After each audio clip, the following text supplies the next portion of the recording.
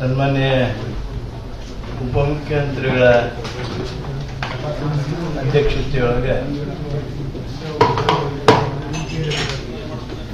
ಪುನಾ committee ವರದಿ ಸಲ್ಲಿಕೆಯ ಮೇಲೆ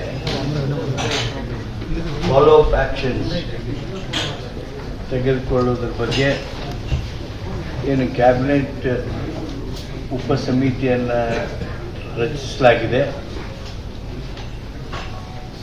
ಸಮಿತಿ ಇವತ್ತು ಸುಮಾರು 2 ಗಂಟೆಗಳ ಕಾಲ ಗಂಭೀರವಾಗಿ ಚರ್ಚೆ ಮಾಡಿತು.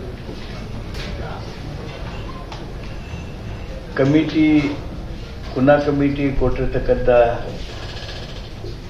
ವರದಿಯ ಹಿನ್ನೆಲೆಯೊಳಗೆ ಕೆಲವು ಇಲಾಖೆಗಳು ಈಗಾಗಲೇ ಕ್ರಮ ತೆಗೆದುಕೊಳ್ಳೋದಕ್ಕೆ ಪ್ರಾರಂಭ ಮಾಡಿದ್ದಾರೆ.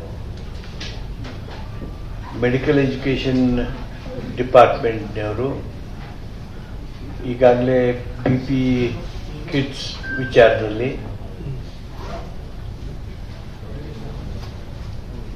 ಸಮಗ್ರವಾಗಿ ನೋಡಿ ಪುನಾ ಕಮಿಟಿಯವರ ವರದಿ ಹಿನ್ನೆಲೆಯಲ್ಲಿ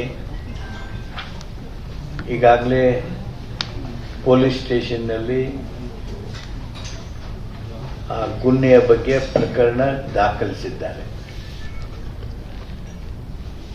ಇನ್ನೂ ಕೆಲವು ವಿಚಾರದಲ್ಲಿ